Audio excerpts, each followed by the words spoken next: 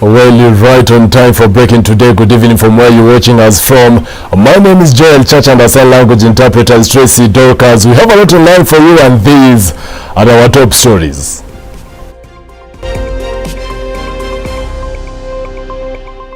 The Ugandan government has today distanced itself from DP Ruto's travel saga and says they don't interfere with other nations' internal affairs.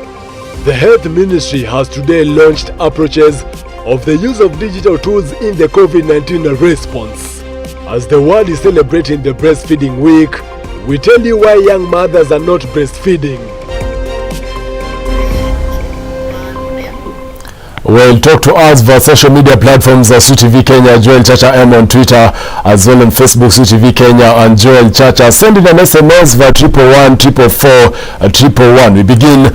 After 2 years of vacancies in the seat of IEBC commissioners, President UHURU Kenyatta has finally nominated Francis Wanderi, Jasa Zabonyo, Juliana Cherera and Irene Cherop to be IEBC commissioners. The president has now forwarded the names to Parliament for vetting after the selection panel interviewed 36 shortlisted applicants for commissioner of 4 positions were left vacant following the unceremonious exit of Rosalyn Akombe, Paul Kurgat, Connie Maina and Margaret Mwachanya after the 2017 general elections.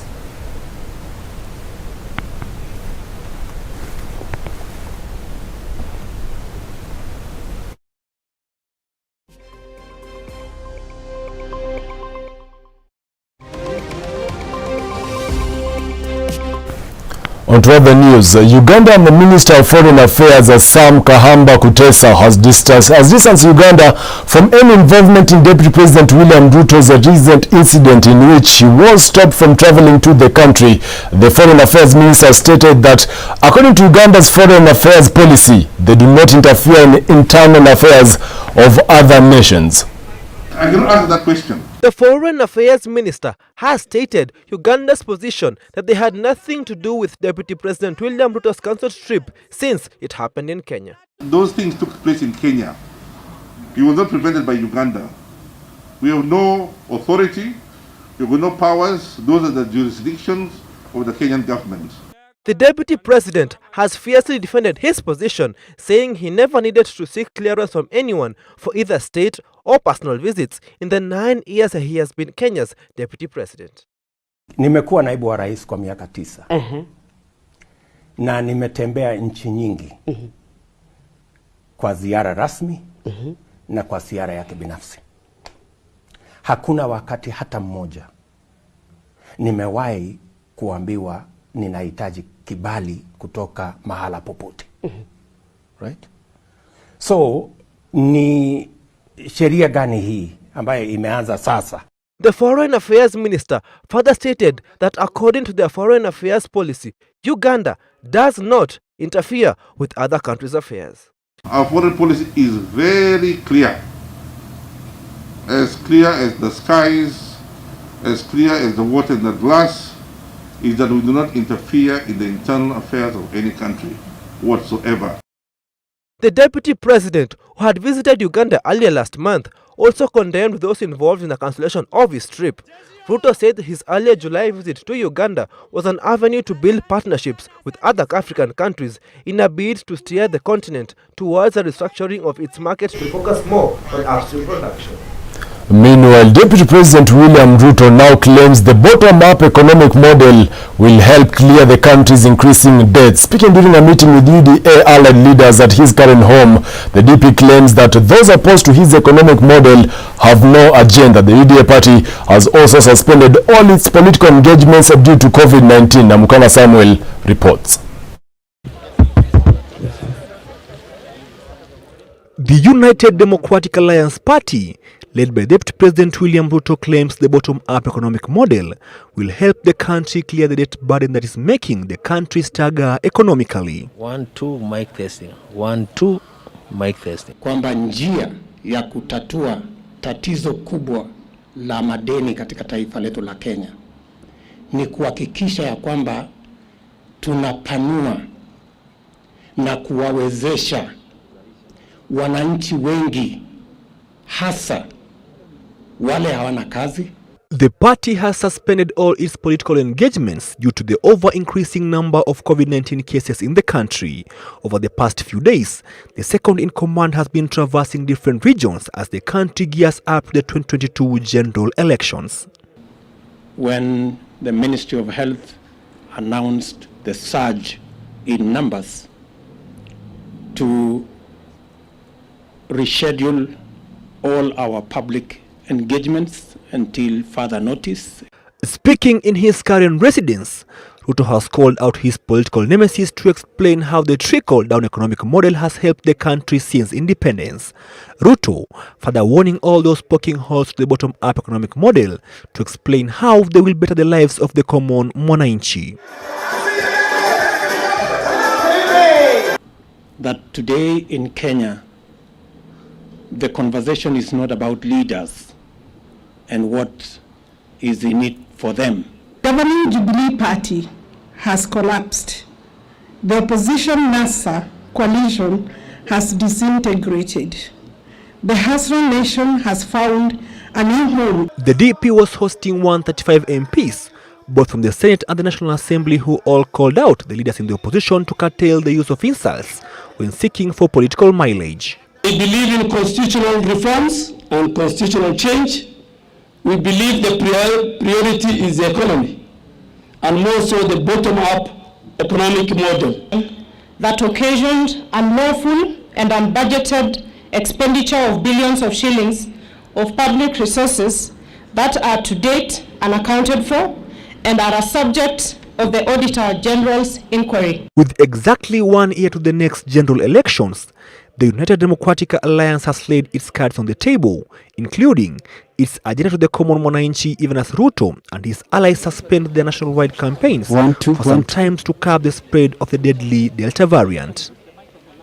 The United Democratic Alliance now claims that politics has changed from politics of ethnicity to politics of economic models. Namkana Samuel, Switch TV, Karen, Nairobi. With 1,571 new infections, 32 deaths and 4,497 recoveries recorded today, a Kenyan collaboration with Tanzania are working in hand to tackle cross-border issue, including transportation to testing and putting in place tracking systems to validate those living and entering both countries. Our reporter Harry Chimea files the report. In a bilateral engagement between Kenya and Tanzania, citizens from both countries are now able to cross borders with validation systems put in place to trace those living and entering both countries and ensuring that COVID-19 tests are conducted. Hasa katika masuala ya cross borders initiatives. Hivi mtu akifika kwenye boda ya Kenya na Tanzania, anatakiwa asisumbuliwe kwa lipi ambalo ameshalifanya alikotoka. This is an issue. Walking down memory lane, the Health Cabinet Secretary from Tanzania, when asked whether healthcare workers still use traditional medicine, this is what she had to say. Tulihimiza kutumia tiba asili, lakini pamoja na vyakula vya tiba asili, pamoja na mazoezi, pamoja na all precautions zingine kipindi hicho, na zilisaidia watu. Hata mimi ni muhanga wa first wave. I was attacked. Nilisaga hizo malimau na vitunguu na juisi zote nilikunywa, pamoja na paracetamol nilikunywa. However, Tanzania has now embraced vaccinations and has already distributed about 1 million doses of vaccine to 550 medical institutions across the country. On matters vaccination, Kenya Health CS Mutahi Kagwe emphasized that teachers should get their vaccinations as learning continues. What we have observed is that the students are essentially asymptomatic, and the problem becomes when they pass it on to the teachers. Let me just make it clear. There is no shortage of vaccination for teachers and other school workers. The CS also issued a warning against any sort of gatherings, reiterating the need for individual responsibility towards the fight against COVID-19. If you walk into a noisy pub where everybody is drunk and you start hugging each other and you hug even a stranger that you have never seen because of your circumstances in the head have changed you, then you can't, really, you'll get infected. He further advised that funerals should be conducted in 72 hours, urging people to follow the ministry's guidelines, failure to which rules might have to be enforced. Let's not wait for enforcement on this issue. Unaenda mazishi, alafu ukiwa na afya mzuri, alafu a couple of days later tunakuja mazishi yako. Reporting for Switch TV, my name is Harriet Chimea. The Ministry of Health today has launched approaches of the use of digital tools in the COVID-19 response. This comes after the COVID-19 pandemic has impacted deployment of healthcare following the unprecedented surge of the virus variants. Sheleng Etich with the details. The surge in the COVID-19 cases in the country has negatively impacted the clinical response in the surveillance and patient management in Kenyan hospitals. One of the things that we can be able to work on is interoperability of the data, jointly developing the development of the tools, so that we don't have bits and pieces, but we have a tool that encompasses everything and can be able to collect all the information. With the pilot project being deployed in Machakos and Mombasa counties, Dr. Patrick Amoth, Director General of Health, states that this is a field with opportunities of improving the COVID-19 response better. In terms of the documentation, some of the data was not correctly entered. Opportunities are immense. Meanwhile, the Director General has urged Kenyans to embrace the mixing of vaccines as a way of containing the virus. The fact that if you do that, there's a better immune response if you mix the vaccines. And with that information, they have scaled up to be able to do it. WHO has been hesitant on its side because they say the data is still limited. But because of the paucity in terms of supply of vaccines, it is something that we could also be able to explore. Systematic recording of screening data and integration of digital tools, as recommended by the Ministry of Health, could provide an edge in the fight against COVID-19. Sheleng Etich, Switch TV, Nairobi. Still a focus on matters health concerns have been raised concerning the food safety of most meals provided by fast food joints. Research by the World Animal Protection shows that some of these joints have not committed to having good animal practices, which affects the end animal product on the plate. Sheleng Etich with the details. Fast food restaurant services is a booming business in the country, with fried chicken being a delicacy Kenyans opt for anytime. However, concerns of the safety of the meal on the plate is being questioned by the World Animal Protection. If you underfeed the animal, then it can't produce. If you don't give it enough water, then it can't produce. And so that's essentially part of what we're trying to drive around, so that people understand that. And we realize that working with producers is a bit difficult. It's easier to work with consumers who then push retailers and fast food restaurants who then produce skuma or push the producers. That way then you have the whole value chain being pushed. Fast food joints abroad have agreed to a commitment promoting animal welfare. This allows for good breeding of animals, which promotes safety of the food. But what are these commitments? Okay, essentially what we're looking at is what we are calling the Better Chicken Commitment. And the Better Chicken Commitment just looks at certain aspects of the production system. Number one, it looks at the space that you give the animal. In terms of this case, the chicken, and we are saying that chickens, the stocking density in the chicken house should not exceed 30 kilograms per meter squared, which is roughly about 15 chickens per meter. How then do the bringing up of animals affect the end result on your plate? Food ends up on your table, which then is a food safety issue. And that's why toxins coming from fungi, known as mycotoxins, is a good example. Food safety is directly affected by how well animals are fed. And according to data by World Animal Protection, Kenya and Africa still has a long way to go. Sheleng Etich, Switch TV, Nairobi. Thank you, Sheleng Etich. With that story, we're now taking a short commercial break. But keep the conversation going via social media platforms as Switch TV Kenya, Joel Chacha M on Twitter, as well on Facebook, Switch TV Kenya and Joel Chacha. Send in your feedback via 111 444 111. We'll be back with more. Stay tuned.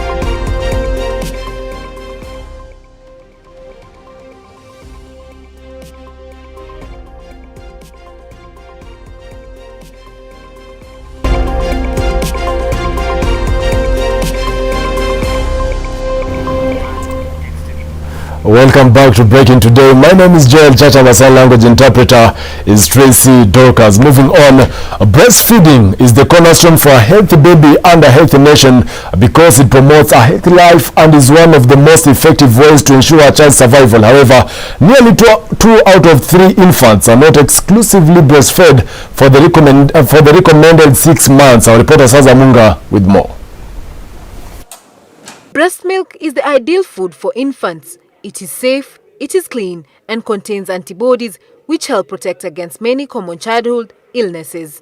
Breast milk provides all the energy and nutrients that the infant needs for the first months of life, and it continues to provide up to half or more of an infant's nutritional needs during the second half of the first year, and up to 1/3 during the second year of life.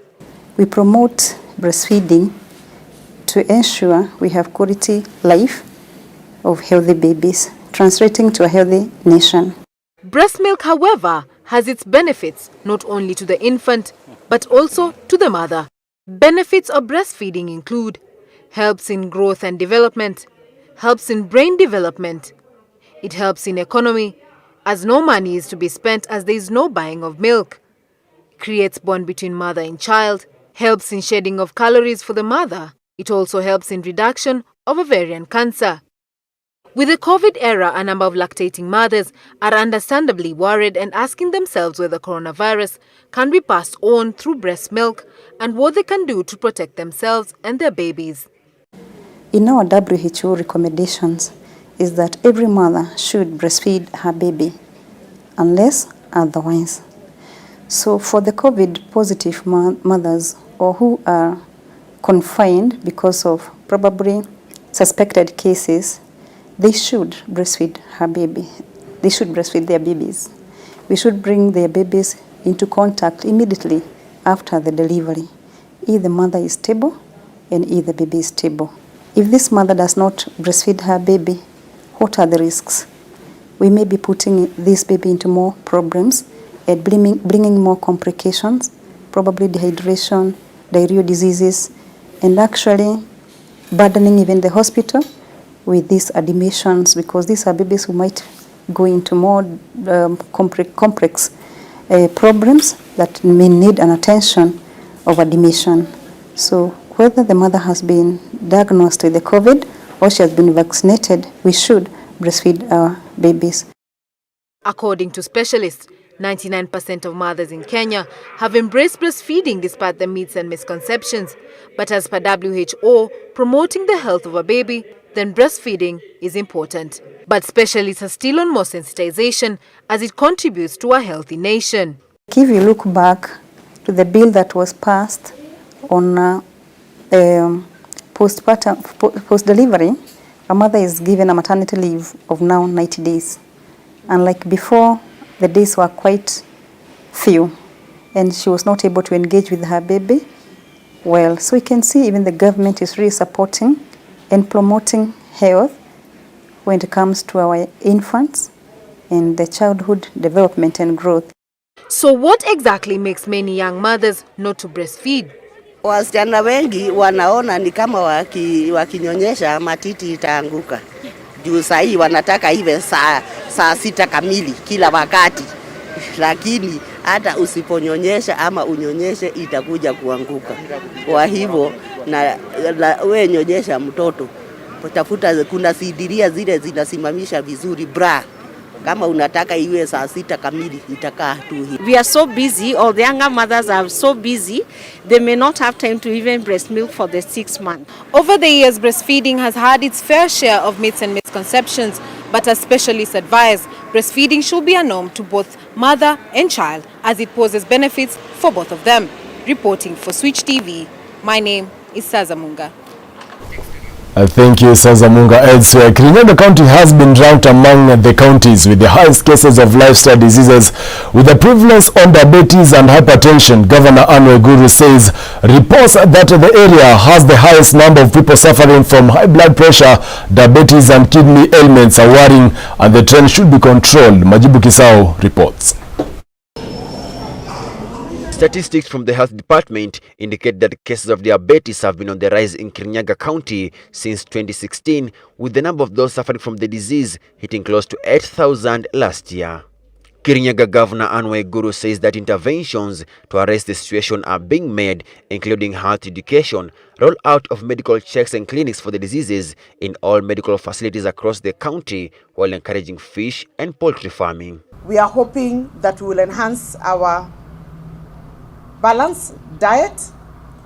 KIRINYAGA is having a challenge with an increase in lifestyle diseases, and we have been marked as one of the counties with the highest growth in lifestyle diseases. Through health education, residents are being encouraged to reduce the major modifiable risk factors such as unhealthy diets, tobacco use, harmful use of alcohol, and increased physical activities to strengthen their bodies and communities.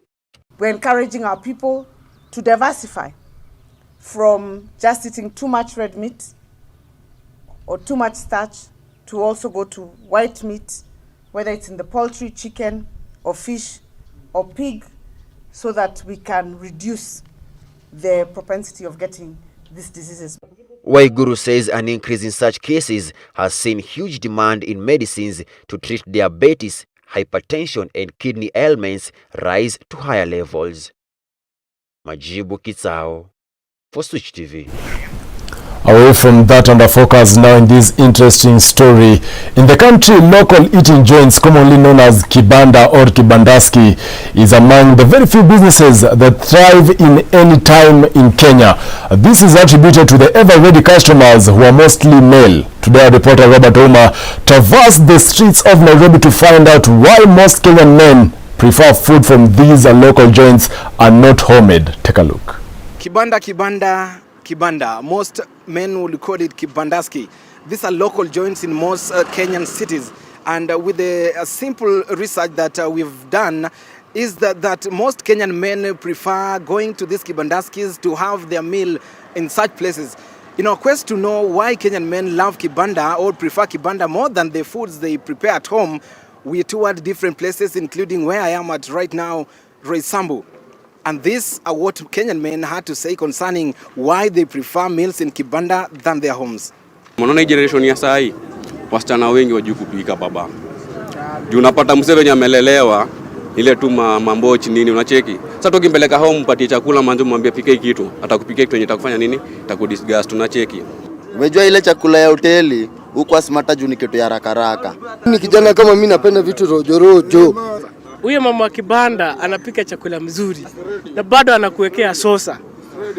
Kama anakata tu nyanya, tu kitunguu na kipilipili anakuwekea. Kwa nyumba hakuna na unakula ukiwa umepigwa vita.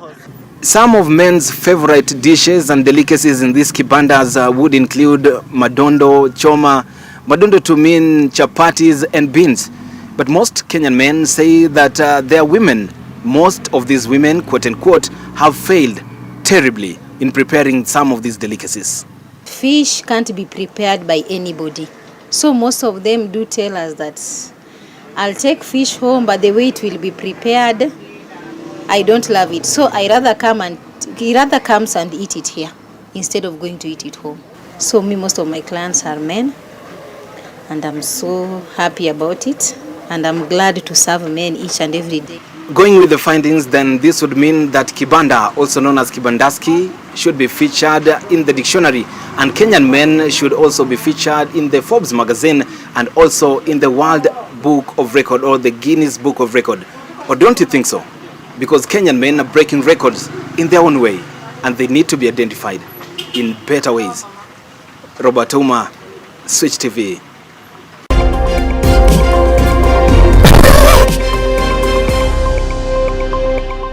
Well, it's still the Kibanda story for me. Thank you, Robert Oma. Time now for business. Conservancies in the Masai Mara game region have received a huge boost after they received 660 million COVID-19 mitigation funds to support the operations after the pandemic grounded tourism. Speaking at Olare Motorogi Conservancy, the German ambassador to Kenya announced that the funds will go towards supporting the landowners, rangers, and general conservation in the Mara ecosystem.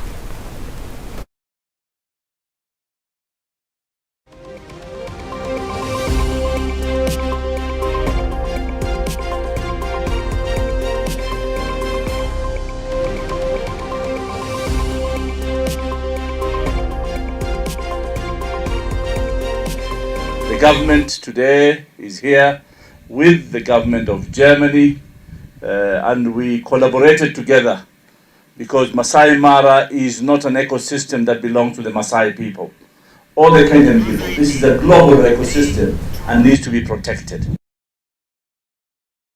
Construction of the fish landing site at the LIWATONI fishing complex has been advertised after the government cancelled the first contract that had been issued. Speaking in LIWATONI when he flagged off a crew of 20 trainees aboard 2 vessels, the Cabinet Secretary for Agriculture Peter MUNYA has said that there were challenges with the one of the sites forcing the government to cancel the contract. MUNYA has also denied the existence of unlicensed foreign fishing vessels in the country, refuting claims from fishermen, especially from Lamu and Kilifi, who claim that trawlers were undertaking illegal fishing at the expense of the Kenyan fishermen.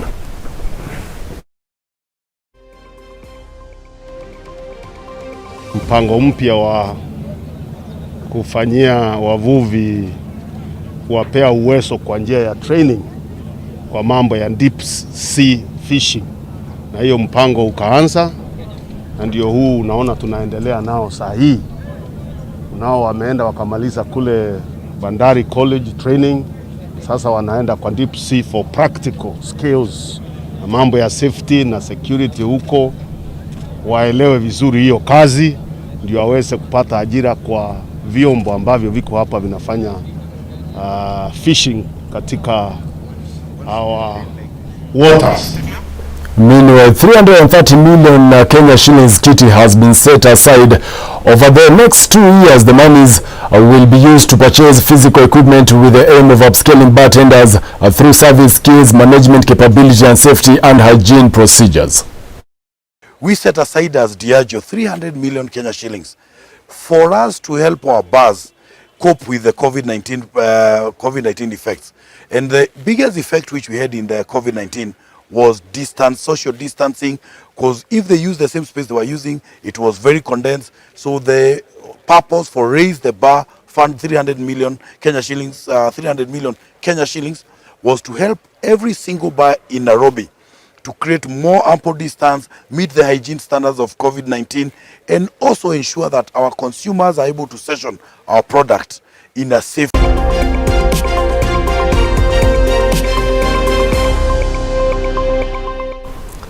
Time to now get sporty. Abel Kipsang set a new Olympic record in men's 1500 meters on his way to qualifying